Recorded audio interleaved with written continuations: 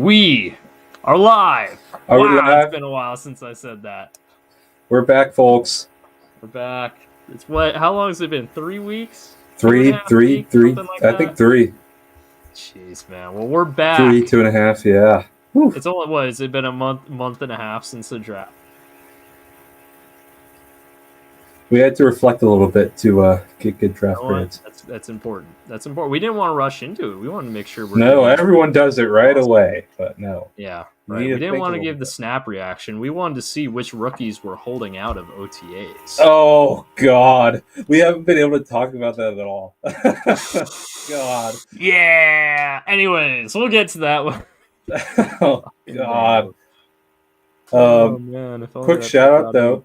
Shout out to friend of the pod, Russell. His son's killing it in coach pitch right now. They're in the playoffs. Hell yeah. His nickname, you'll appreciate this as a Mariners fan, where he's definitely a lot more filled out than his teammates, so we call him Little Dumper. Little Dumper? Fuck. Yeah. That's awesome. Shout out Little Dumper, man. He's been hitting like Low Dumper. Hell yeah. Well, you know what? Someone needs to be doing that, because right now he's the only one in the Mariners that seems to know how to hit, so that's good. Any housekeeping duties on news, football news? I don't got anything. Every single Bengals defensive end is holding out, it feels like. Oh yeah, that's including the one we just fucking drafted. Because it's not like the defense was the problem last year or anything like that. Mm-hmm. Nothing. Actually, okay. You know what? OTA. Quick OTA breakdown. This is like the most intense the Bengals have like gone in OTAs in the Zach Taylor era, and there have been some very fun Joe, Jamar, and T highlights to come out. So you know what? If we're looking for silver linings, there it is. Nothing too interesting out of Seahawks training camp. Like people like freaking out. Sam Darnold had a rough day one because he threw 2 picks. It's like, well, I saw he was on a McDonald was on a radio show, and they were asking if Darnold's going to be the starter, and he like laughed at him. Yeah, it was funny. It was a very Mike McDonald answer too, just super serious and blunt and to the point. It's very funny. Because all respect to Jalen Milroe, but he ain't a week 1 starting quarterback. No, he is not. Honestly, he's got to be more worried about Drew Lock. Yeah, right. Yeah, and he's Drew Lock, so you're fine. Yeah, people were freaking out about that. I was like, who cares? OTAs don't. Jamar Chase is proof that even training camp doesn't really matter in the long run. Yeah, only person who isn't at OTAs for the Seahawks is Hankins, and he's veteran nose tackle, so who cares? Mm-hmm. Got the most straightforward job in the world. Be heavy and don't be able to and have people not move you. Yep. Well, as far as Bengals holdouts go, you know what? Not as high profile as last year when we had Chase and Higgins both out. At least they're both back.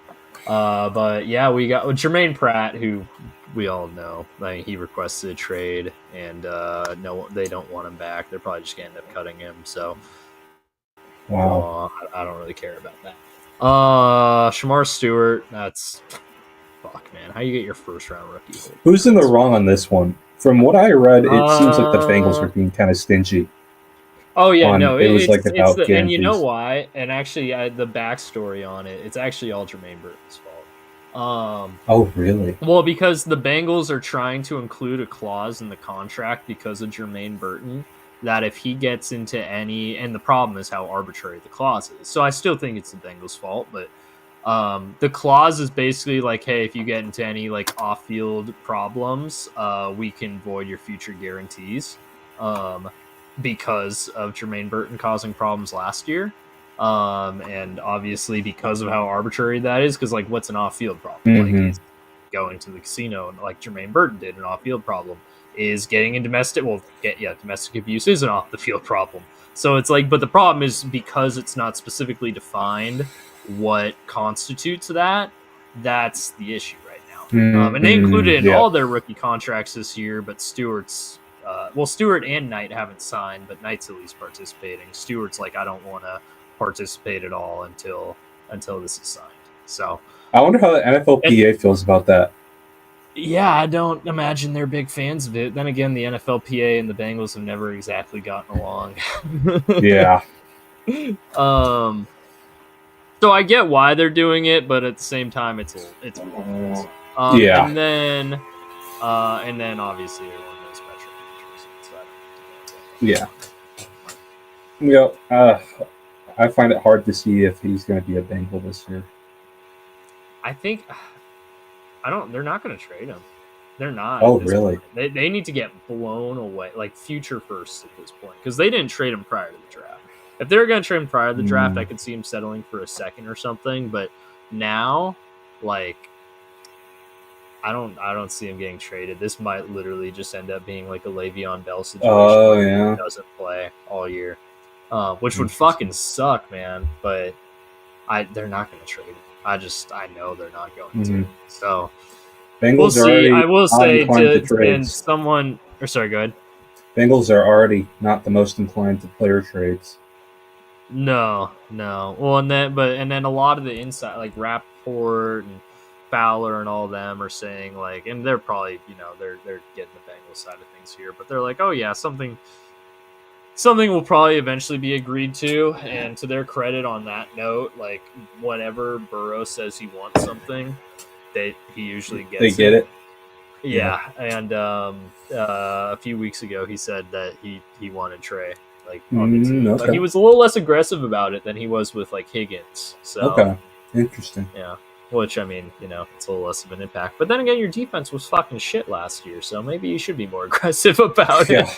Yeah. That was with Hendrickson. Fuck. Yeah, we'll see. I don't know. I still continue to think they'll eventually figure something out, but one thing I heard actually is it's not necessarily the money. Like they're like early on in the process, they were talking about like $23 million a year, which was obviously like that insulting given his production. But they've upped it to like 28 to 30 now. Like I think the salary is like in the range where it probably should be, but they're trying to do like a 1 or 2 year like just quick extension, and he wants something long term. He wants years. From the Bengals side of things, yeah. The Bengals side of things, they're like, you're 31 already. Like, do we want to commit to a 4-year deal until you're 35? So I actually do kind of get it from that perspective. I agree. And I'm kind of like, can we just agree on like 2 to 3 years at $30 million and just call it good? Like, I feel like that's a happy medium for everybody. If you're not going to budget on years, at least give them maybe a bit more in salary. Maybe that's a solution. And they've got the money to do it. So, yeah. They got $24 million in cap space right now. Like they can give him any extension once. They can literally give him. I mean, yeah, they can. I mean, he's getting paid $16 million a year right now. They could literally. They have enough to make him $40 million a year, and they're not going to. And that's not what he wants. Let's be realistic. But they straight up could with how much cap space they have. So I don't know what the holdup is. We'll see. I mean, how many months until OT or until a month and a half till training camp? Jeez. I think something will eventually get worked out, but I don't know at this point. We'll see. We shall see. Huskies are cooking on the trail lately. They are. They got a white DB. Let's go. A white DB that Iowa wanted. I know, that's why I wanted to point it out, but the white DB part was funnier to me. Well, he's really good, dude. Gavin. Then again, they had a white DB in Tristan Dunn, so I guess that would, and Asa Turner. I guess that's true. Oh gosh, yeah, true. But Gavin Day is really good. He's a really good player. And who else? Oh, a 6'8" tackle. That's always nice. I don't think he's actually 6'8", but he's a big boy. He's a Big Ten tackle. I mean, the day after he committed, he got a Georgia offer. Great. But he deleted the post. So. Oh, he deleted it. Oh shit! He told Kirby to go fuck himself. I like that. Yeah. No. I mean, he's from Nevada too. So is Gavin Day. Yeah, he ain't going all the way to Georgia. Well, and him, Gavin Day, and Dre Pollard are all from the same state. Pollard got a CB. We're kind of waiting on him, I think, right now, because there's another running back we're after, and he's listed as an athlete, but he's a running back, so they're being political about it, But yeah, Huskies are cooking. They got maybe a receiver on the hook. We'll see. Yeah, Huskies. Hey, I can't believe I ever doubted Jed. That was your mistake. Oh, you were right the whole time. I was right the whole time. From the moment he was hired. This is accurate. There's no way. No, yeah, this is. Hold on, I just want to show. I'm looking at the 247 recruiting rankings. Yeah, it is accurate. Is Rutgers really number 9 in the country right now for 26? Yeah, because look how many 3-stars they have. I guess they've got. Yeah, I was gonna say they got 14 3-stars. That's why. But I just wanted to confirm. Yep, there you go. Washington at 20. Oregon at 30. Oregon's barely ahead of Stanford right now. Ducks are striking out on everybody, and here's one of the theories. The poly community is pissed off. Look how low Texas is. Dang. One of the theories I heard is that the poly community is pretty pissed at Dan for snitching on Nico. It's like a lot of high-profile poly players are going elsewhere. I mean, one of the best tackles on the West Coast committed to Cal. Maybe not one of the best, but one of the best available. I saw that. I was like, Cal? Yeah. So the money's kind of drying up a little bit, and in the way that they're not able to make as concrete of offers that other schools are able to, especially USC. USC is going crazy right now because of money. Yeah, USC didn't. I'm not going to pull it back up because it fucked with my computer, but I think they've got the number 1 class in the country. They do. Because they're offering bonuses to commit. They gave a tight end, I believe, $10 million for 3 years. Really good tight end, Mark Bowman in the modern day. But they're doing that kind of stuff right now. Oregon doesn't have recruiting infrastructure other than Nike and a few boosters, whereas UW Jed has done a ton of infrastructure work with local companies. Mm-hmm. So he's able to make a lot better offers right now. That's why we got Cody Green and Derek Coleman-Brusa so early, So that's part of it. Getting embarrassed by Oregon is part of it. They're kind of desperate. Players can kind of sense that because they're doing a lot of negative recruiting. And I don't really believe negative recruiting works in the long term, especially when you're desperate. What do you think about that? I think, and that's a good question, because being very close to it, and what's his name? Cristobal was famous. Oh, awful. I think negative recruiting, it works against the school you're using it against. Like, Cristobal negative recruiting the Huskies did hurt the Huskies. There's no doubt about it. But I think when it comes to, I mean, look at how many guys the Ducks had committed that decommitted or flipped at the last minute. I think it doesn't help with building relationships. So it honestly, in a way, it doesn't help your own recruiting class, but if you just want to hurt a rival's recruiting class, negative recruit all you want, because these kids will believe what you tell them. Yeah. So what I've been told, to hurt someone else, but it's not going to work to help you, is in my experience. So what I've been told is Lanning's been getting desperate and kind of doing last minute kind of underhanded tactics and negative recruiting, and that's kind of, I think, and players have smelled the desperation, so it hasn't been working. So I think negative recruiting when you're desperate probably doesn't work as well then, rather than a position of power. Derek Coleman-Bruce, I believe they're trying to do that a lot when he's close to committing. By the way, signed jersey coming soon, possibly. I handed off the jersey. Derek, hope you sign it. Very nice. But yeah, Huskies are cooking, man. They are really cooking right now. I mean, and what I've been told is Jed doesn't really negatively recruit, which, I respect that. I mean, Chris Peterson didn't. one thing about his recruiting is he's very transparent about, he doesn't kind of lie to he's like, hey, if we get someone better, here's what we're looking at, whereas Dan Lanning's gonna bring in a transfer right over you, Mm-hmm. And then jump in the pool with you. Oh God, dude, that's so. Well, you want to talk about that? I don't know if we did. I don't think we did. I don't think so. But like the biggest screw up there was his parents weren't there. Right. For it when he said, "Okay, I'm going to recruit." Like 101, you got to have the parents there because his dad was the big. That's reason for the that's legal 101. Yeah.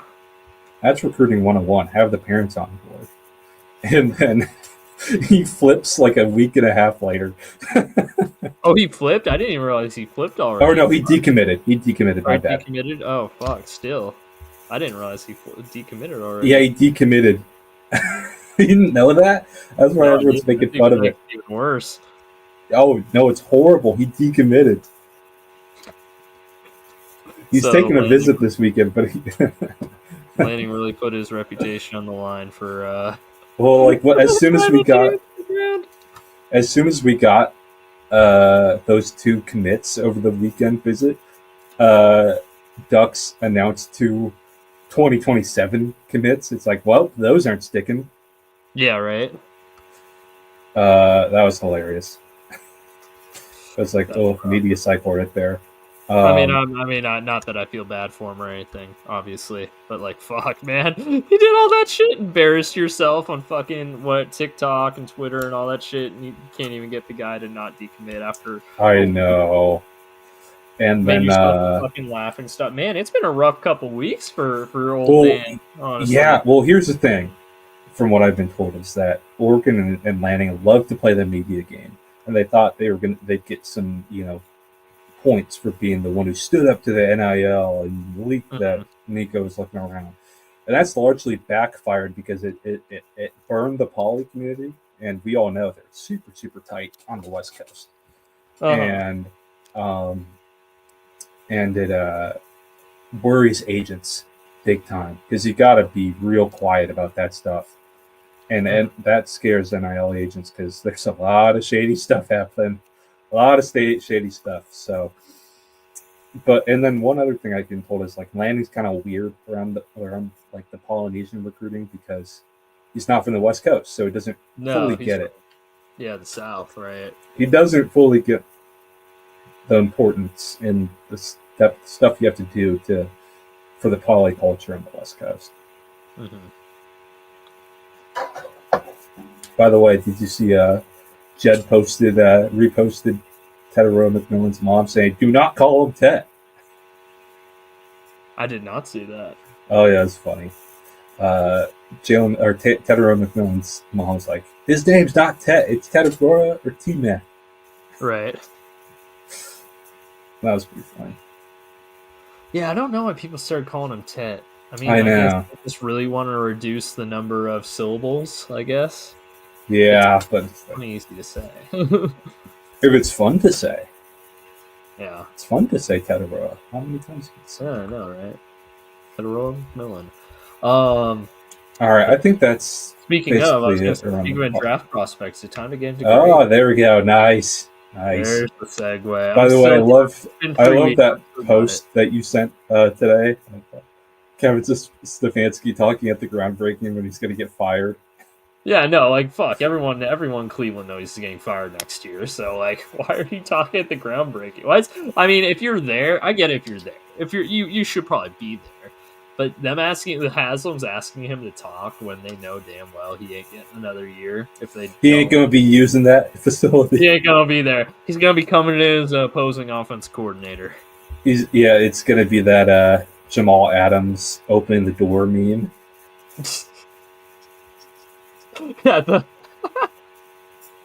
key card don't work. Yeah. All right. What?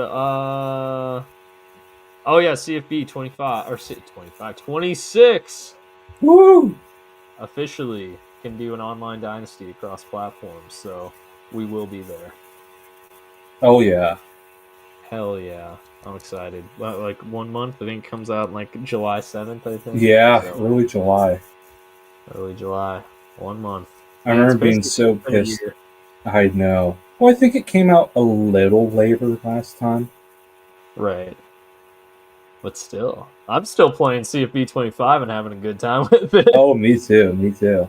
I will say that's the one thing about Dynasty versus like Madden franchise mode. I just think Dynasty is better put together. But in Dynasty, you can do that shit for like 30 years and it's not a big deal that the recruits aren't real. But in No. Madden franchise mode, after like 2 or 3 years, I start getting thrown off by the fact that like all the rookies are like not real draft prospects. Oh So yeah, it's it takes weird. away from the immersion. But like high school recruits, fuck, you could throw literally Joe Schmo Gabo in there, and I'd be like, all right, sick. Get my starting. Oh yeah, I love like the names of former players, and it's like a white guy. Those Oh memes are yeah. very funny.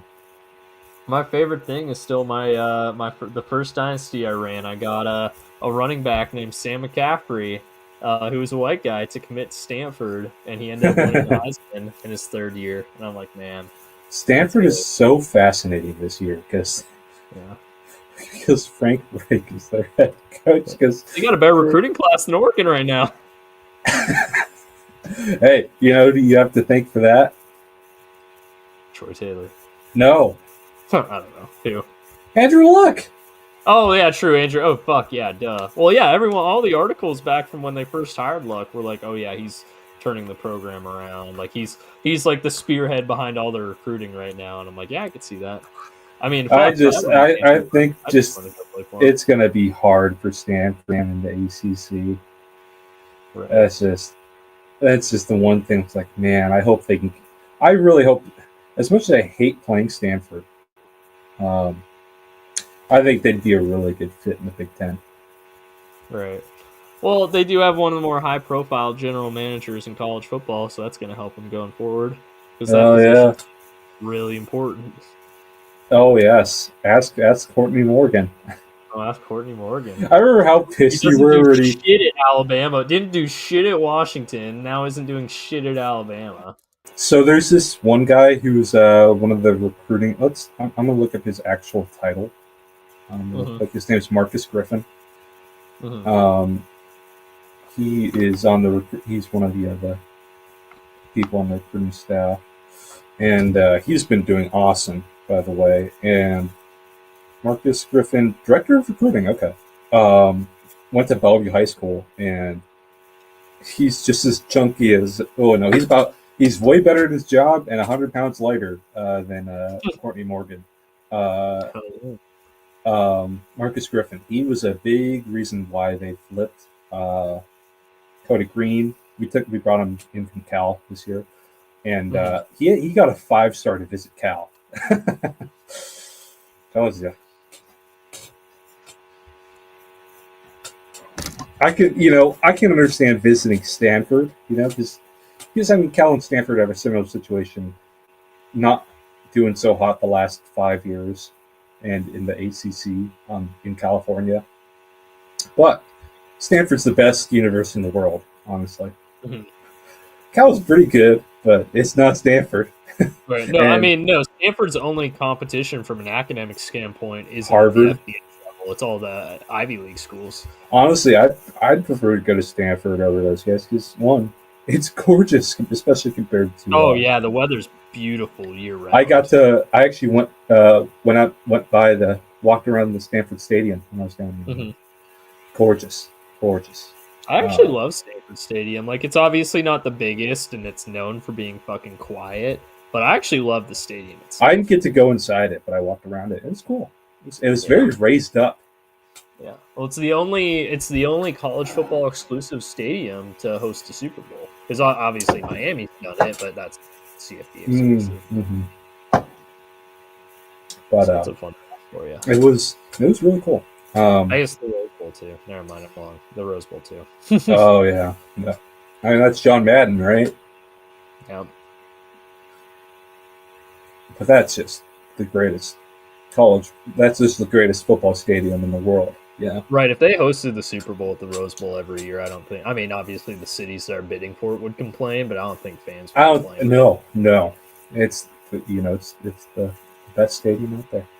Yeah. Anyway, should we? One of the CFB 26 features is dynamic lighting, so we'll get third quarter sunset during the Rose Bowl. Oh hell yeah! I still just want to go to a Rose Bowl so bad. It is an experience, man. It is. I was really bummed. I should have gone in 18, man, but I was really bummed that we got the Alamo Bowl instead of the Rose Bowl because USC. The Sugar Bowl last year too. Because Which USC, at least you got New Orleans on New Year's Day. It was a blast. At the time I was like, man, I wish it could be the Rose Bowl, but after experiencing it, it was awesome. It ain't no Rose Bowl though, but if USC handled business and didn't lose to Utah, I would have been to the Rose Bowl that year. Yep. Okay. That's crazy. Yeah. One choke job in the Pac-12 championship.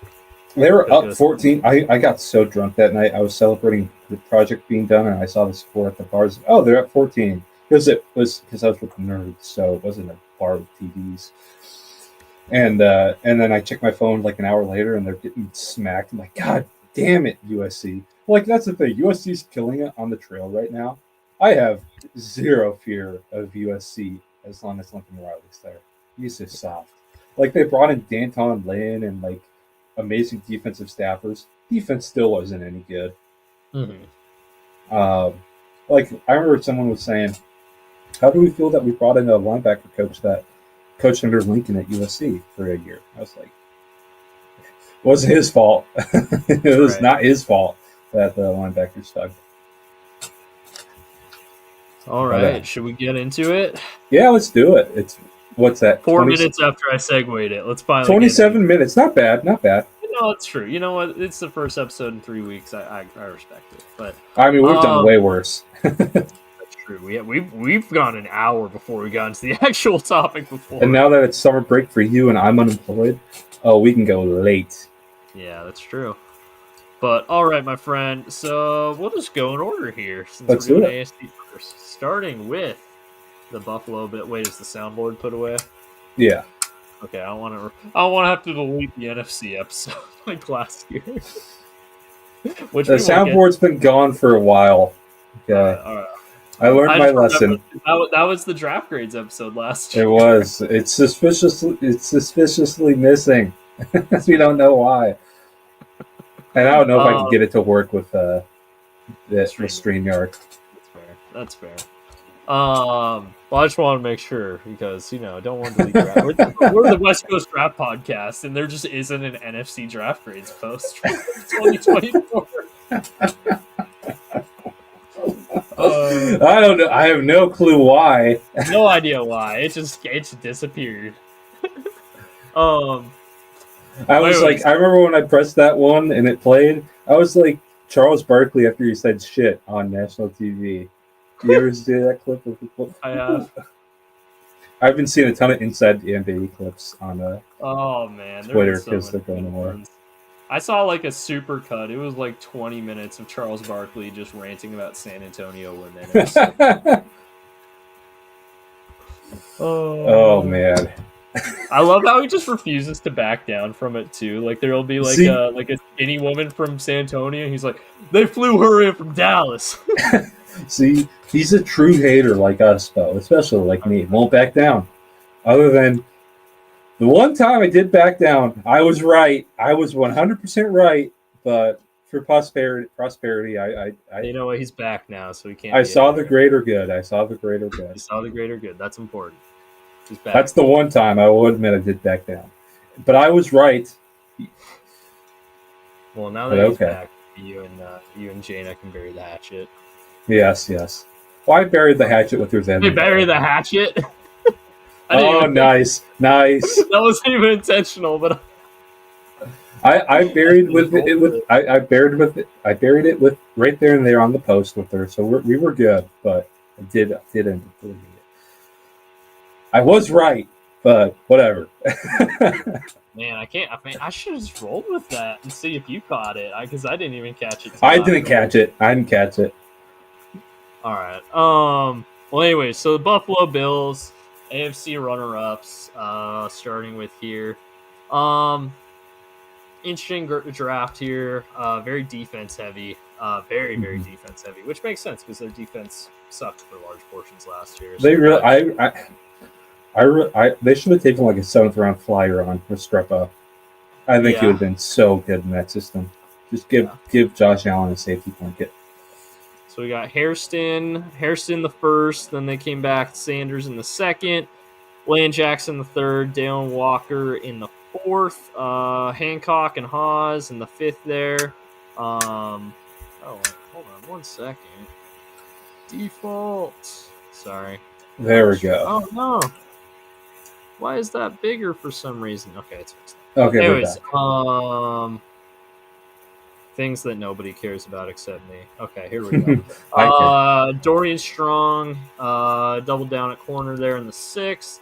Then they got Chase Lunt, tackle from UConn, and also in the 6th, and then finished with Caden Prather from Maryland. As far as our ranks here go, or actually, drafted a 1B, a 2, and a 3, right where they should have. A little early on Dalen Walker, got a steal in Dorian Strong, or not steal, I guess 5 to 7, right around that range. And everything else is about where we saw it as far, and then a lot of guys obviously we didn't have full rankings for. So some of the guys they took late were players I just loved. I love Chase Lunt. Chase Lunt didn't test because of medicals, but he would have been pretty explosive. I think the Seahawks took Cable Dew over Lunt because Lunt didn't test, although I love Cable Dew. Jackson Hawes, player I love. He's an awesome. I mean, I love very fun blocking tight end. I loved watching Georgia Tech's run game. I loved watching Georgia Tech's run game, and I mean, it's just something about Georgia Tech always brings me in. Back when they ran the bone quite well with Paul Johnson, but now they got just some really fun run concepts, really fun offense. Like their OC, I know head coach has a decent amount of control there, but OC was cooking this year. Danny Walker, for a guy we thought would be a first rounder a year ago, why not take him in the 4th? Landon Jackson and TJ Sanders are like, of course, those are Bills defensive linemen, long, lanky, big, like, of course, Landon Jackson's a Bills D lineman. I really like TJ Sanders actually in the 2nd round. That's a good pick in my opinion. I think that's about where I thought he'd go. So okay, I exaggerated. He's an it's player. Where I thought he'd go, but I just like him a lot. I think he's a good player. He's a good player. Not like I'm not blown away by him personally, but I think he had a lot of help on that defense. I don't think he's like the standout guys on that defense. And then Max Harrison, player I really liked. So, and that was so cool seeing him, with congratulating everybody going through. I thought that was really cool. Could be a B for me. Solid B. B? Yeah. I'm gonna agree with you actually. I'm also thinking of B. I really but no, I think this is a draft where I really like their first 2 picks. I think they're really just really good fits for what they're like. Mm-hmm. And then some of their other picks like Walker, I think if you're taking a flyer, that's a solid one. I mean, worst case, it's a 4th rounder, but he's got the potential to be really good. Hawes, again, I like as a blocking tight end. Like you said, Lunt's good player. So I like some of the things they did here. I wasn't like in love with this draft class, but those top 2 picks really stand out to me as like, not necessarily great values because they took them where I would have taken them. But just players I really liked. Overall, not my favorite draft, but I liked the mix here of, one thing I guess that's missing for me personally is just there's not like this amazing value anywhere that pushes it. Like, I think Lunt's really good value. Yeah, that's true. But I think injuries push him down. Yeah, but overall, I mean, if you just compare the other than Lund, if you just compare to the consensus rank to where they're picked, it actually lines up pretty well. I guess Dorian Strong, another example of that, but there were some athleticism red flags with him, so I get that. Overall, though, I think like you said, I like the B grade there. And then Miami going down to South Beach. Starting with, I just find this, they're two of the most high-profile players in the draft last August. There at the bottom. I know. Zeke Biggers and Dante Trader Jr. Woo. Yeah, those are the two I was thinking of, right? But they got Kenneth Grant, Jonah Savanaia there in the second. Jordan Phillips there in the fifth. They went a while without a pick there. Holy cow. They went over 100 picks without one selection. Look at that. That's crazy. Then Jason Marshall kept him in state. Dante Trader, Ollie Gordon, Quinn Ewers, and Zeke. Ollie Gordon's just a funny pick to me because it's like so against what they normally look for. I know. It's like, wow, you really went the opposite direction there. I know. But they did get an upgraded quarterback in Quinn Ewers.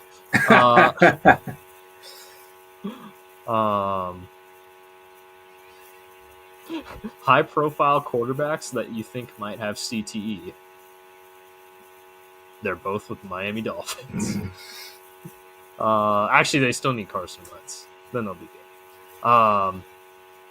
San Antonio Brown, then you're cooking. Oh, then they're really cooking. Hey, he's from Miami originally, too. Bring him home. But looking at this draft here, they needed a ton of help along the offensive and defensive line. They definitely did along the defensive line. They drafted 3 fucking nose tackles. I don't get it, man. I do not get what they did. I don't know what they did here, man. They drafted 1 offensive lineman. And it was a guard. And granted, I like Jonah. Don't get me wrong. But they drafted a guard. They needed tackles. They never replaced Toronto. Like, they've got Patrick Paul from last year's draft, I guess. But that doesn't fire me up, really. They didn't draft. They drafted 1 offensive lineman and 3 fucking nose tackles.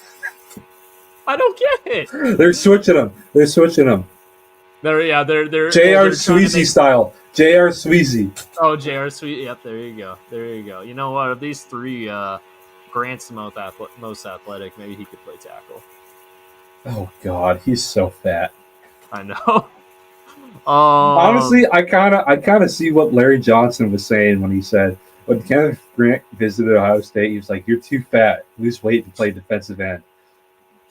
However, those words did come to haunt him, but he is too fat. But he should play defensive tackle. But he never lost to the Buckeyes. I know, that's what I'm saying. Those words are haunting Larry Johnson. I do find that funny. That's really funny. Get in the locker, Larry Johnson. We got Derek. Oh man. I don't know how to grade this draft because I mean, like, individually, like, I like Kenneth Grant, I like Jonah. I actually don't even hate Ollie Gordon in the 6th round. No, not at all. Quinn Ewers is a flyer. I mean, he's going to be a backup, so who cares? But I don't know. I don't hate it. It's just I don't see the vision. No, me neither. I mean, Kenneth Grant at 13 was way too high for me. I'm sorry. Right. That was pretty. I was so happy when they did that, though. Because I was worried about Zabel going there. I mean, the Colts laughed at them for taking Grant. This is like a C+ for me. It's a C for me. C+, C. All right, the first average game here. So I got ChatGPT to develop arbitrary numbers to correspond. So 78, 75 divided by 2, 76.5. That's a C. That's a C. So C+, C. There we go. Look at that. Yeah, I agree with what you said there. I just don't see the vision. Yeah, I don't hate the players. I do not see the vision. Yeah. One thing I forgot to mention that I thought was funny just about catching up around the league. Raiders fans got their first taste of Pete Carroll talk, talking about Christian Wilkins having a legit injury. That's bad news Raiders fans. That's really bad news. No, That's man, really he ain't bad playing news. this year. Legit. That was like Pete code word for bad. Yeah. He ain't playing this year. Basically. I heard that way too many times. Okay. Time All right, for the Patriots. This is an feedback. interesting class right here. They did have like a fuck ton of picks. So This is I'll just go out and say it. My favorite class. I I love think we're this going to be in class. agreement on that. This is a good class. Will Campbell, stud. Trevion Henderson, amazing player. Kyle Williams, Yep. really good Great player. value there. Jared Wilson, player I love. Joshua Farmer, good upside there. Braden Mhm. Swinson, player I love. Marcus Bryant, player I like. I love Julian Ashby. He's the best long snapper out there. Kobe Miner's pretty awful. Oh yeah, are you serious about Julian Ashby? No. I was gonna say, I was like, what the fuck? I was You delivered that one pretty good. You had me for a second.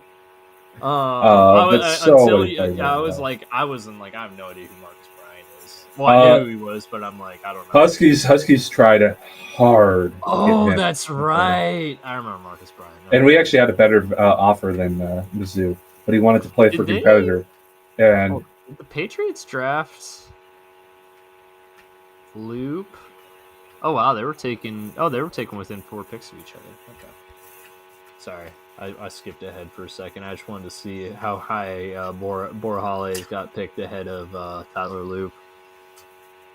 This could be an S for me. S. Well, I don't have S, so I'll just say A+. But I think I might not go all the S+. No, just S. Put an S for me, please. All right. Thank you. I'll count that. Just count it as an A+. But that's how I feel. I mean, this is a fantastic draft, though. I'm 100% in agreement. Like, Will Campbell, love that pick. Trevion Henderson, love that pick. Kyle Williams, really, I like that's as far as value, right around where I would have picked him, and he's gonna be fun in that offense with Drake May. Jared Wilson, we both love Jared Wilson.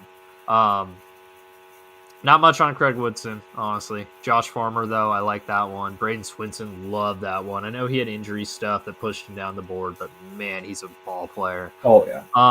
And I even like, drafting a kicker because, fuck, their current kicker was John Parker Romo. I think if you have 11, how many picks did they end up having?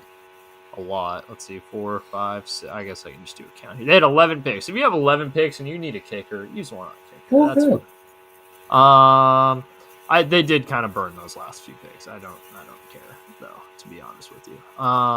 They are in the right to burn those. I'm gonna say an A. I will somewhat penalize them for burning those last couple picks, but they're taking a long snapper. Yeah, I'm fucked, man. Let's see. We got 195. That averages out to a 97.5. We'll average that out to an A+. That's an A+. That's an A+. We got an A+. Woo! Ring the bell. Good job, New England. Good job, Mike Vrabel. First year. Looking like he knows something. Oh, yeah. And then the New York Jets. Jets. Membu. Love it. Mason Taylor, Zaria Thomas, Arian Smith. Hey, there's your burner. Malachi Moore. Hopefully he doesn't crash out after they lose to Vanderbilt. Francisco Mogio. I do not know how to say the last name. I'm sorry. And then Tyler Barron. What do we like here? I think it's Mayagua. Second. How did you say it? Mayagua. Mayagua? Yeah. Mayagua. Oh, okay. I really like Mason Taylor in second. I think that's a great pick there. I like Membu too. I love their first 3 picks here. Their day 3 I didn't really get, although I do like Tyler Barron actually. I like Mayagua. You like? He was a baller at Wazoo. Yeah. I like Tyler Barron actually a good bit. Malachi Moore, I mean, he had his moments, and then he also had the Vanderbilt game. Which actually he was more famous for just crashing out at the end of it than anything wrong on the field. He was Arian Smith, I can't get behind that pick. Yeah. He's just fast, and there's not much else. He's not going to hold up in the NFL. I'm sorry. One thing funny I saw is that the Jets are doing a Bible study. And I did see that. I saw a funny tweet that was like, normally I can't get behind this, but the Jets do need God. They do. How am I already forgetting his name? The new coach. Oh gosh. Daniel's favorite guy. He was Lions DC. Yeah. I'm forgetting him. Yeah, I'm blanking on his name. How am I blanking on this dude's name? Oh wait, hold on. We got it right here. Aaron Glenn. Aaron Glenn. All right, water break real quick. I'll be right back. Yeah, you're good. I'll give my grade here while Rob's giving a water break. I love their first 2 days, and like I think those are the days that hold them out most weight. Obviously, I like some of what they did on day. I'm gonna give this one a B plus. I like enough of what they did in the first 2 days. Like really like these first 2 days. And then I liked the Moore and Barron picks on day 3. So I think a B plus. Honestly, good point there. Honestly. Think they could have done a little more in day 3. I think they burned their 4th round pick in Arian Smith. But overall, I thought it was a solid class. I'm gonna go B. B. Alrighty. Not many difference makers after their first 3 for me. Yeah. Well, let's see. Did we establish? Okay, that's gonna equal out to a B then. All right, now it's my turn for a water break. You get to talk about the Ratbirds. All right. So what's funny is we had the third Mike was very hesitant on getting into the room or not, which is funny. But Ravens, Malachi Starks, really good player, just perfect for that system. Going to be a eventual Marlon Humphrey replacement, I believe. Just perfect with it for what they need because he already got Cal Hamilton, and if you look at their draft video, they were really debating him and Eamon Wari, and they went with Starks, and I thought that was the right call. Mike Green at 259 makes sense. I mean, hey, he's a really good player with huge concerns. So, I mean, hey, why not?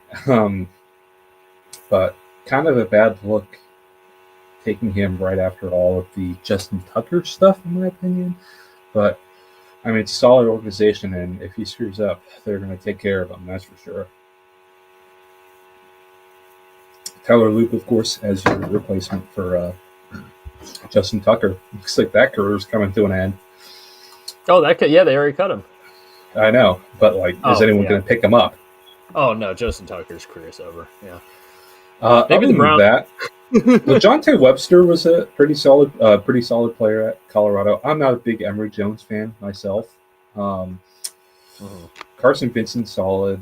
Robert Londerbeam solid, but other than that, not too much going on. I really like Aeneas Peebles, actually. I think that was a really good value. Peebles, of course. No, Peebles is really good. Peebles is really good. Aeneas. Aeneas. I've been saying Aeneas. I believe that name. That sounds better, Aeneas. That sounds more accurate. Yeah, he's from Athens. He's Greek. Oh, there you go. That makes sense. Nice. No, well, the funny thing about the Ravens draft here, and I feel like a lot, and don't get the Ravens always have good drafts, it feels like, but a lot of the times they have such great drafts because they just get a ton of great day 3 value. And I just want to say, between here and here, they didn't have a single pick that I liked. I like LeJohntay Webster. I mean, I was like, their picks. I think Vincent's fine. Wester's fine. I don't mind the Tyler between Mike Green and Aeneas Peebles. I was like, this is not a Ravens draft. It isn't. I will say that. I agree with you. I agree with you on even that. looking at looking at the value board here. I mean, just looking at the consensus board, not like they were way off the mark, but it was a good number. They reached on all. They really reached on Emory Jones, in my opinion. I know the consensus board has him at 94, but he's not a player I like at all. No. But Peebles, I mean, their first 2 picks and then their last 3, I think, were solid enough where I'm like, okay, that's the Ravens I know. But no, I think they nailed their first 2 picks. Their first 2 picks were outstanding. And like I said with the Jets, I mean, those are the picks that matter most in the long run. And then I think again the really good day 3 value. Peebles is an interior D lineman. He's not an edge. I don't know why I said edge. This one's hard for me. I mean, they have 5 picks I really like, and 6 picks that I'm kind of on. I guess that's a B. It'd be a I B agree. for me. That's also a B for me. Which is so funny because the Ravens don't have average I know. drafts. It feels weird giving the Ravens a B. All right. It's time. The floor is yours. Fuck me. Hey, they had the opposite, where they actually their day 3 was their best day. They only had 3 fucking picks. Shamar Stewart. Flashback to draft night. Oh, the whole day of draft night saying just don't pick Shamar. Just don't pick Shamar Stewart. Fuck, but literally 4 days before, I was lit. It was funny actually. You picked Shamar when I explicitly told you not to. Literally, that's exactly it. No, and I 4 days before the draft, the Saturday before, I was with my brother-in-law, who, funny enough, was watching the stream. Shout out, Rob. Neil, Shout out. Rob. I remember his comments. Yeah. Well, it's funny. I literally told him, any defensive player not named Shamar Stewart. You drafted Shamar when I explicitly told you not to. So, yeah, they draft Shamar Stewart, and that's just fucking wonderful, and that's an A-plus pick, obviously, and he's not even doing fucking OTAs because of the contract situation, so again, just a fucking A-plus pick right there. Demetrius Knight, and then there's something funny here that happens. Their next 5 picks, I actually like the players they pick. Mm-hmm. I don't hate any of these players. Like, Demetrius Knight, I liked. They drafted him around too early. But I like Demetrius Knight. I like Dylan Fairchild. I also think they drafted him around too early. But I like Dylan Fairchild. Barrett Carter, that's right around where I would have taken him. 4th round linebacker. Good athleticism. Kind of the opposite of Demetrius Knight, funny enough. But hey, there you go. Jalen Rivers, I really like as like a utility 3rd tackle with some guard flexibility too. Give him a chance to win one of the guard competitions. And Taj Brooks is kind of your Chase Brown spell. Like, that's perfect because, you know, more of the bowling ball style running back. Kind of your Thunder, Chase Brown's Lightning. I like those players. Until day 3, though, they were drafting them around too early, which gets into the question, why are you not trading back? When you only have 6 picks. And that's my problem. I feel like they could have gotten these guys later. I genuinely do. Am I wrong? I don't know. I don't live in an alternate universe. I could be wrong about that. But I feel like the Shamar Stewart, I just fucking hate the pick. I'm sorry. Like, nothing's going to talk me into that one except him being good. If he's good, come back to me, clown me. I would love that. No, don't get me right. You know what? If this clip reaches Shamar Stewart's mentions on Twitter, prove me wrong. I would love that. I would love to fucking buy your jersey if you're good. Prove me wrong. Demetrius Knight, Dylan Fairchild. Like the players, just draft him too early. Just not the value. And then day 3 was good, but you only had 3 picks. So I'm sorry, this is like a C- draft for me. Like, genuinely. I want to give it more credit just because I don't hate the players. But the plan, it's kind of like Miami. It's very similar to Miami's draft, where it's like I don't hate the players, but I don't see the vision. But the difference is this only had 6 picks, and Miami's had like 10. So this is a C- for me. I am going to agree with you on the merits of you know more of me on this one. All right, there you go. Is this going to be our lowest grade? I guess we won't know until we finish the AFC ones too. But for now, I mean, the way that the draft grades came out, yeah, I said to think it might be. No, I genuinely think it's between them and the 49ers. Yeah, I agree. Just overall, looking at it. Then we get to the other Ohio team, the Brownies. Maybe as like top to bottom, maybe the most high profile. Yeah, Yeah. Like, just because it was just a bunch of guys. They that picked them fucking off of everybody names. knows. Yeah, they got the names. They got Mason Graham, Schwesinger, Quinshawn, Fannin, Dylan Gabriel. Hey, there's a name right there. Dylan Sampson, and who's this guy? Who's Who's Shedeur the Sanders? I've never heard of him before. I don't know. Did they talk about him at all on the ESPN coverage? I think they skipped over him. They must have went to They commercial. must have skipped over him. I didn't hear his name once. Shedeur? Is it Shedeur? Shedeur Sanders. 12th on the consensus board, picked 144. We all know who made that call. Oh, absolutely.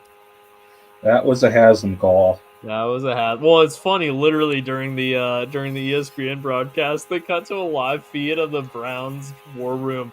It's Stefanski and Barry are just sitting there stone faced. Oh Haslam's yeah, like it's clapping. so He's funny. loving It's it. so Big funny. Smile. You know, Gabriel was their quarterback. Oh yeah, Haslam was like, Josh. I want him. Make a splash. And you know what? Yeah, make a splash, Sonny. I want a splash, Sonny.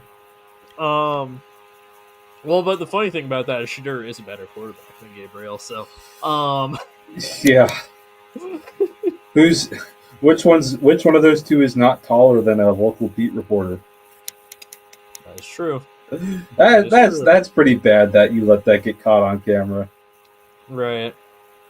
Well, and it's funny too because it's like they've got assuming Deshaun goes on the PUP, they've got 4 quarterbacks on the roster, and realistically, at most 3 of them make it. So like between Flacco's the vet. Kenny Pickett, I'd say, is the one where it's like if you cut him, you're not too upset about that. Please let them cut Shedeur. But he is a former first rounder. Please let them cut the Shedeur just for the media. They're not going to. Crazy. No, they're not. They're going to cut I think because one of the quarterbacks is going to get cut, maybe even 2. If I had to bet right now, I'd say Pickett gets cut. Yeah, they're going to cut Pickett because you can pick him up super easy. Right. Gabriel, you can't move on from your 3rd rounder that quickly. I mean, you can, but it's so rare. And then Shedeur, yeah. Oh man, the media circus when he doesn't start a game this year is going to be wild. Mason Graham was puking at the rookie minicamp. I saw that. He was out of shape, man. Oof. He was not ready for prime time. Going through the picks though, I love their first 4 picks, man. Mm-hmm. Oh yeah, absolutely. Dylan Sampson. Absolutely. And then you went crazy and took 2 not great quarterbacks. Yeah, no, they're. I mean, honestly, I like taking Shedeur in the 5th. I know we clown on it, but I like picking Shedeur in the 5th if they hadn't drafted Gabriel in the 3rd. Yeah. Like honestly, if they drafted Shedeur in the 3rd and used like their last pick on a good player that was still on the board, like I think Braden Swinson was still on the board at this point. Then fuck, man, this is probably my favorite class. Yeah. But those quarterback picks are just like confusing. Oh yeah. Was Swinson still on the board at 144? He was. Yeah, he got picked a few picks later. So I'm like, I don't know. This is still going to be I'm going to call it. I'm going to call it an A-. I'm going to go B+. B+. Actually, no. I'll give you A-. I'll A-. Because I every pick that wasn't a quarterback, I really liked. Yeah, me too. It's just the Gabriel pick is so fucking out of left field because he's a left-hander. This is such a Steelers draft class. You see, except I don't like it as much as I normally like the draft. No, I like it a lot, man. I like Harmon a lot. I'm fine with elements of it. Like, I think Harmon I like. Johnson the 3rd I like. Sawyer fine in the 4th. He's fine. Yeah, there. Yeah, Black. I'm not. Yeah, Black. Okay. Will Howard. Okay. I like. Okay. Taking flyer. I can get behind it. Bruner. I love. Don't get me wrong. I love Carson Bruner. One of my favorite players I ever met with the Huskies. 7th rounder. Special teamer. Okay. He's going to be a Pro Bowl special teamer. So am I. No, you aren't.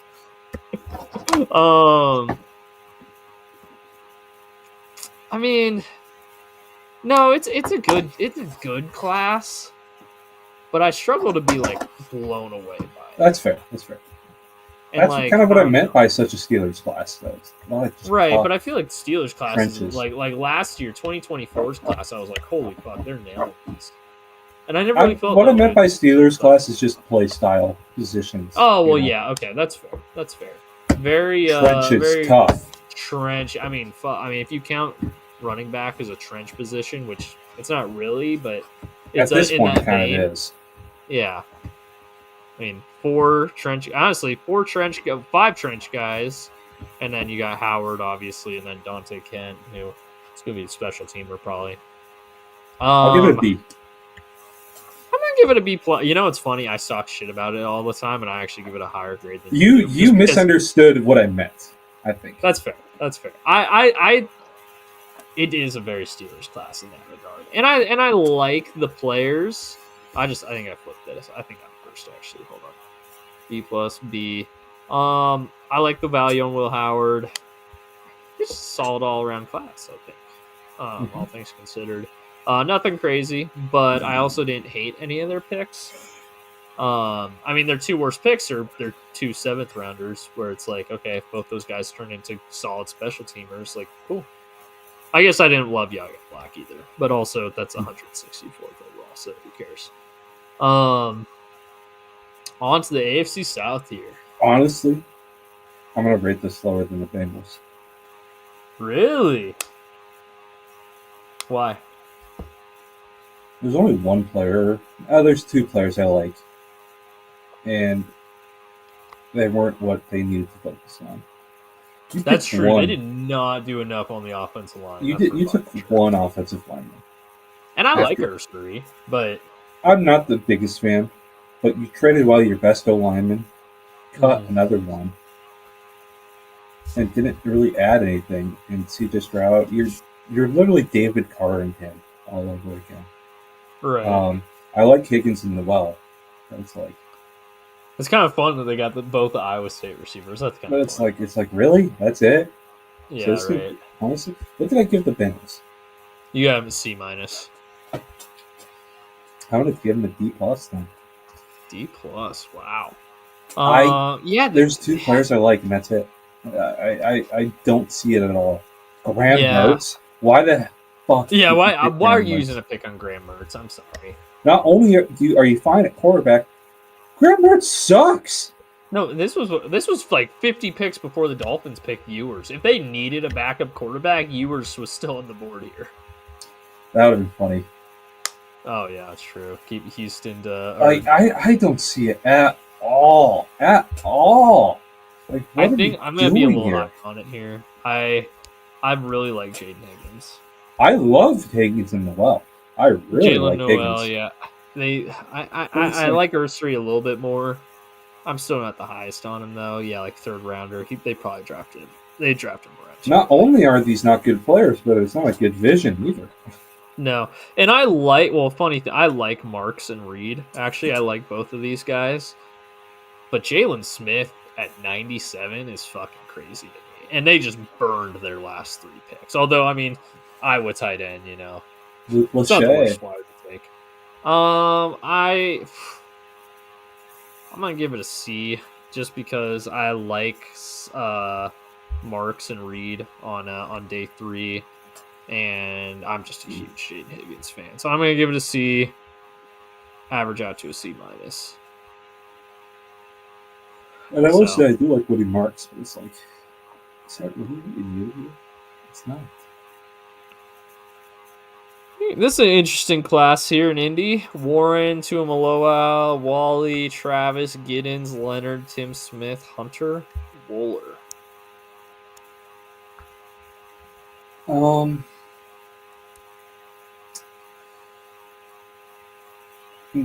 Not really a needle mover outside of.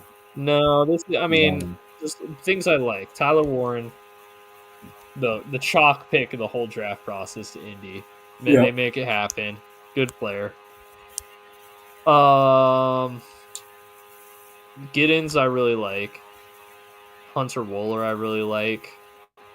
Those are their only 3 picks where I'm like, yeah, I like that pick.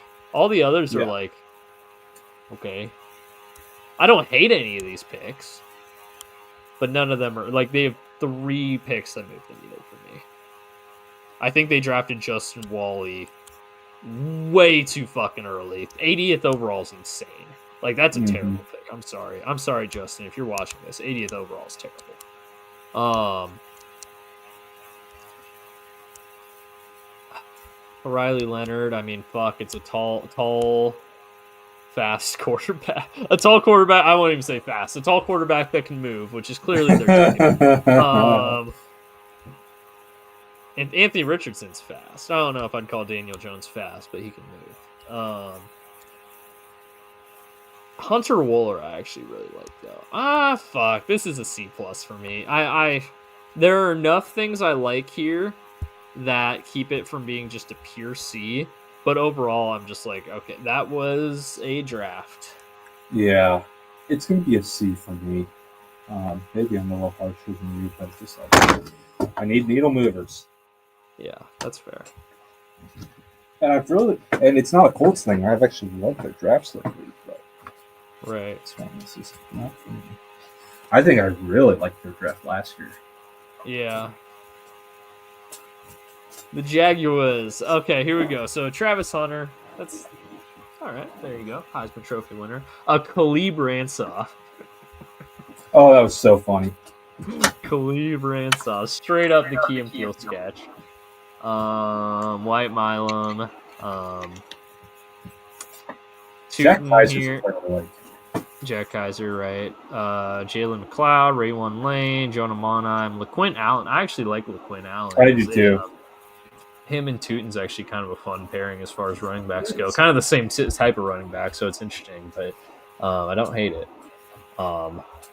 Especially if they want Travis Etienne. I like Monheim at center. Yeah, I think this is an interesting class for me because it's like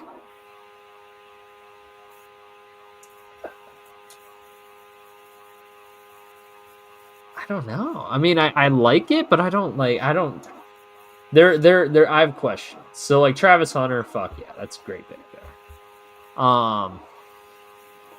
Ransah I think got taken entirely too early. Like fine player, 88th overall, entirely too early. But I like the very next pick. I like the value they got in Milam. Tootin I really liked. Fucking burner. I think the Dolphins accidentally drafted Ollie Gordon instead of him. Kaiser, solid linebacker. I know you like them. Jalen McLeod and Raywan Lane, they don't move the needle at all for me. I think you kind of burned your 6th-round picks there. But Monheim and LaQuint Allen is your 7th. Like, those are solid players in the 7th round. So I'm like, they're kind of the opposite of the Colts, where it's like there's a few picks I don't like, but for the most part, yeah, I really like most of these picks. I agree. So I'm like, do I let the picks where I'm like, oh, you just fucking burn that affect my grade too much? Like, it's probably going to be a B+ for me. I agree. Yeah. Okay. It's a B+ for me as well. Yeah. And then, but I will also say, there other than a Hunter, I mean, Hunter could be a franchise-changing player. Other than that, I don't see a lot of like massive needle movers. Just a lot of solid hits. You know, not every pick needs to be a home run. Honestly, and that's okay. Yeah, get a good batting average. Yeah. Hey, you hit your grand slam here at the front. That's going to help your slugger rating and work from there. I know grand slam doesn't affect slugger ratings, but RBI. There you go. There you go. Honestly, I don't particularly understand how slugging percentage works. So, quick crash course on it because I just learned this a few years ago, actually. So it's basically the same as whatever it's called. It's the same as batting average, but every home run counts as like 4 hits, a triple counts as 3 hits, a double counts as 2 hits, and a single counts as 1. Interesting. And then you divide that basically. That is a stupid stat. Number. I'm sorry. Yeah, well, no, honestly, a lot of people prefer it to batting average because, like, if you've got like a good slugger rating, like maybe you strike out a lot, but it probably means that you are getting lots of really good contact on getting doubles and home runs. But there's a million different stats in baseball. Oh yeah, thanks a lot, Bill James. Yep. Anyways, here we go. Team with the first overall pick, the Tennessee. I don't think we're making it out of this division, dog. Well, we can speed run it. We only have one more division after this. Oh, okay. And the Chiefs and Broncos only had a few picks. Yeah. Okay. We'll make it. Have faith. But anyway, so the Titans, first overall pick, Cam Ward. Ever heard of him? Yeah. From University of Incarnate Word? University of Incarnate Word. That's right. Femi Oladejo in the second. Way too high. I like Kevin Winston there in the third, though. I do like that pick, though. I do like that pick. And then they got Shamari Dike? Chimera. Chimera. Is it Chimera? That's what it is in the mythological way. Right. Just a name I will not know how to say. Then Gunnar Helm, really good 4th round pick there. Alec Manor came at two receivers and a tight end in the 4th. There you go. Give Cam Ward some weapons. Then Jackson Slater, Newport's finest, baby. Newport's finest. Marcus Harris and Khalil Mullings. Mullings in the 6th, actually. He's a good player. And Xavier Restrepo. And Xavier Restrepo is an undrafted guy. That's right. That's a notable UFA right there. Yeah, that's true. So I'm going to give this an A. I like this class a lot. The only pick I don't like is Oladejo. I don't know much about Chimera. But other than that, I really like the rest of the picks. It's an A- for me. So I think that'll average this out to that'll average it. A-. I'll average out to an A. No, I mean, Cam Ward, he was the only quarterback we're taking there, and they needed a quarterback, so I get it. Oladejo in the 2nd's definitely a reach, but honestly, if you flip Kevin Winston, Oladejo, I'm like, okay, I'm on board. Okay, I see that. And then, I really like their 4th round. I love getting Helm and Manor back to back there. That's really good for Cam Ward. And then, like I said, we both really like Jackson Slater. And I like Khalil Mullings a lot. Yeah, so good pick there. Good draft, Tennessee. There you go. All right. Denver. So apparently it's pronounced Zade, not Jade. What? Yeah, I know. I was confused too, but yep, Zade. Zade Baron. I might rank this one below the Bengals as well. I did not like this one at all. I see no reason why you took Zade Baron. Yeah.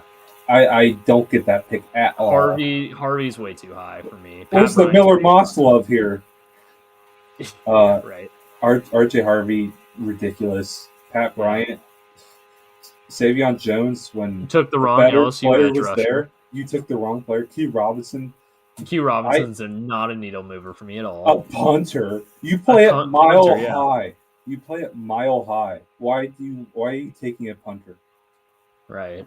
And then Caleb Lohner, who had like 3 career catches, has 1 year of football. He literally played 1 year of football. Honestly, F. It's probably not going to be an F for me, but I genuinely dislike this class more than the Bengals. It's a D+ for me. Which I think will average this out to about a D- if my calculations are correct. That's 68. Bad vision, bad players, and overdrafted them. Not just bad players, just awful players. Oh, never mind. It averages out to an F. I don't get this one at all, man. No, this one's this one is worse than the Bengals. Honestly, looking at it now. I actually like Barron too, but after that, it's just what the fuck are we doing? I know Zade Barron's a great player. I see Right. no reason to take him there. Yeah, he didn't make sense in Denver. All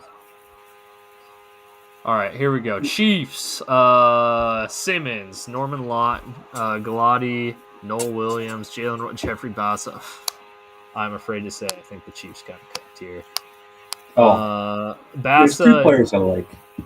Really? I like almost all the players. I don't really like Bassa. Everyone else I actually really like. Wait, no, there's 3 players I like. All right. Josh Simmons, they needed a tackle. They lucked into having one available. I like Omar Norman Watt, and I really like Jalen Waddles. He's going to be really good with Mahomes. Other than that, I pretty much like every single pick here except for Bassa, if I'm being honest. yeah, Bossa, pretty bad pick. Yeah, I don't. The rest aren't. Galati's all right. He doesn't work. Noel Williams is a really underrated player, and he's like a really good fit there too. Galati doesn't wear gloves, so bad player. Trey Hendrickson doesn't. You gotta, as defensive lineman, you gotta be a psycho not to wear gloves. Your knuckles hit helmets and face masks so much. Oh yeah. You are a psycho. We'll probably just have to disagree on this. As much as I hate to say it, I really like this Chiefs draft. It's like an A- for me. It's a C for me. Wow, big difference. Okay, here we go. In that case, I need to pull out the calculation. 92 plus 75. I'm Simon Cowell today. I'm being mean. 83.5. That's a B. Averages out to a B. All right, here we go. The Raiders. A lot of fucking picks here. Here we go. Ashton Genty, Jack Besh, Darian Porter. Double down on offensive line here. Caleb Rogers and Charles Grant. Deontay Thornton, Taka Hemingway, J.J. Pegas, Tommy Malott, Cam Miller, Cody Lindenberg. Things I like. Ashton Genty, great fucking player. Jack Besh in the second, really like that one. Darian Porter, that's a Pete Carroll corner if I've ever seen one. Oh, yeah. Charles Grant, I like him more than Caleb Rogers, so they got him one pick later. Cool. I actually like Pegas and then Cody Lindenberg there in the 7th round. I like that one too. Deontay Thornton, I mean, if you want, take a chance on the 6'6" guy that runs a 4.3, that's not. Why not? Yeah, I don't know. There's things here I like. What about you? Genty, of course. I mean, that's awesome. Jack Besh, player I love. Darian Porter, as soon as he got picked, guess what the first thing I did when we were podcasting then. You remember what the first thing I asked you when he got picked? Was his arm length? Yep, and it checked out. 32-inch arms. I remember like our first 2-round mock draft in like February. I was like, Darian Porter's going to be a Raider. Yeah, it was like 32-inch arms. Check. Charles Grant, awesome. Dante Thornton, of course, he is like 2 of the things I know about Pete Carroll, right? That I've said for many, many years. Tall, lanky corners, and he's has a never-ending pursuit of big receiver, and he got his big receiver. JJ Pegwas, I don't know how to pronounce that. Really like him. It's funny that they took. He was Ole Miss's fullback as well as their. I know, isn't that awesome? So, funny that they took The funniest thing is that Tom Brady has such a close relationship with Prime and Shadura. They passed on him so many times, and that tells you what even the guy the guy with the voice in the draft room that is the closest in the league to the Prime camp said no 1, 2, 3, 4, 5, 6, 7 times. They said no. Mm-hmm. And they took 2 FCS quarterbacks after him. Yeah. And one of them, they're converting to wide receiver. That was a Brady pick. Yeah. It's a very Pete Carroll draft. I will say that. Hyper athletic tackles. Stud. The receiver in the 2nd round, high character, good mover. Hey, they got 2 big receivers, but one of them's like insanely fast and athletic, and the other's just like a good leadership guy. He's going to be a good player. No. Jack Besh is a good player, don't get me wrong. Besh isn't big receiver and Pete Carroll big receiver, no. Jack Besh is 6'2". What I mean by big receiver is 6'5". He does. But what I mean by big receiver is 6'5"X. You know. Oh yeah, no, and I just wanted to check to confirm I was right on Deontay Thornton. 6'5" with a 4.3 40. I nailed That's it. your DK Metcalf right there. There you go. I don't know. What are you thinking? Where are you thinking? I'm gonna go B plus. B plus. I'm kind of leaning that way too. There's enough here that I really like. I'm not a huge Caleb Rogers guy, but I know there were people that liked him. And honestly, of their first 5 picks, that's my biggest question mark. I didn't love their day 3, but I like the flyer on Thornton and I like the flyer on Pegas. So you know what? I might even say A minus. It's a very Pete Carroll draft. Very.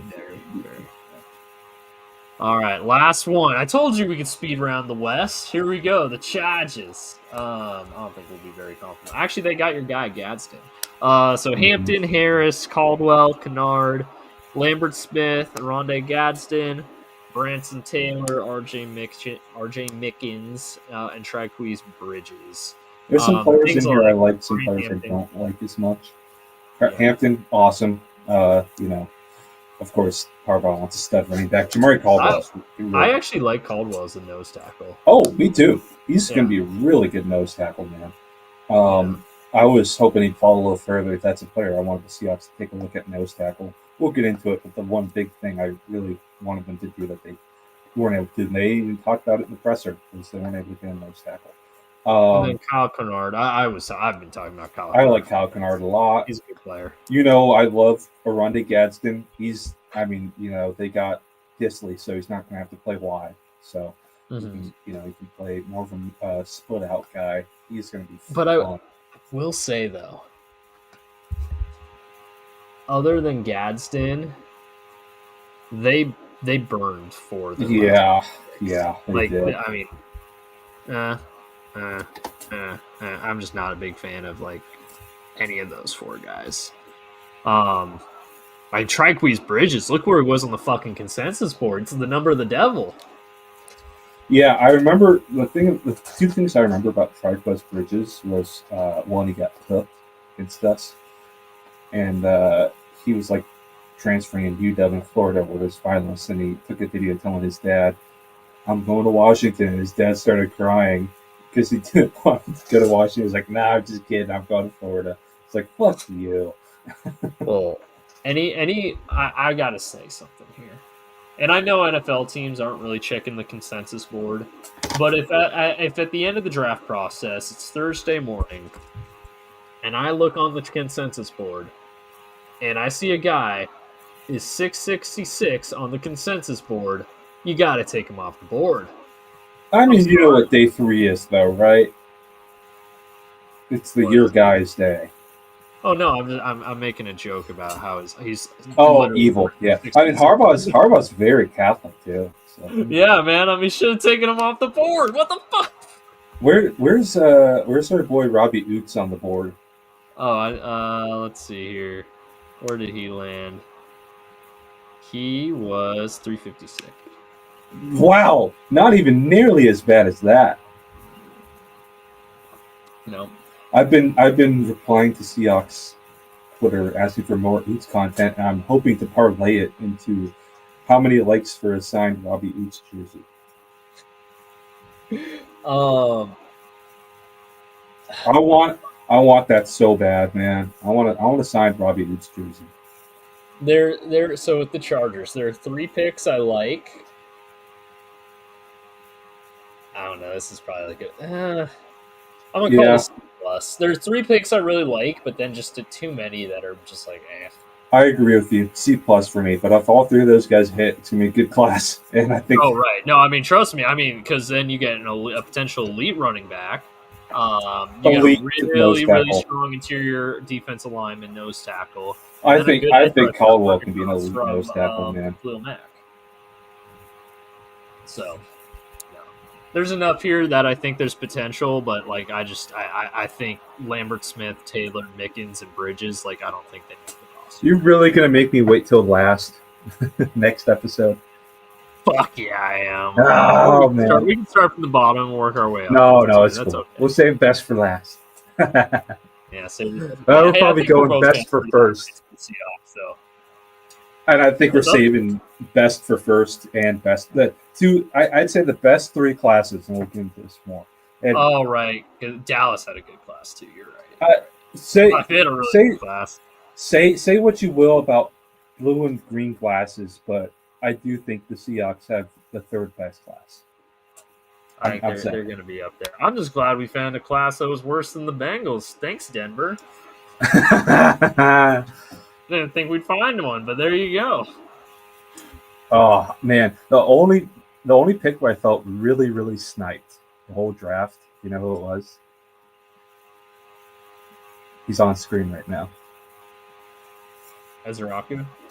No, we weren't close. Oh, well, no, I guess it can't be sniped because you drafted Eamon before that. He's on the screen right now. It's not going to be either of the Giants guys we see. So it's going to be. It's a Cowboy. Jay Toya? Yep. Okay. I really wanted Jay Toya. Yeah, man, Cowboys had a really good class here. They did. But we'll talk. Hey, we're going to talk about them first on the next by the way, it's Savon Rebel. I did hear that, Savon Rebel. Yeah, so we'll have to remember that. Like it's Zade. Although at least Savon, it's like, okay, a silent H. Zade, like, where the fuck was it? Z Where'd that Z come from? So a silent J, but it's like turns into a Z. I don't know. It's like kind of like the Z in Spanish, Sade. Right. Alrighty. Well, we're at an hour 25. I think it's time that we sign off and look forward to the NFC episode coming shortly. If one of us takes 3-week hiatus, all of us take 3-week hiatus. Literally. Literally, we all did. No one was here. If one of us subscribe, all of us subscribe. Thanks for watching. Drive safe, folks. I like Georgia.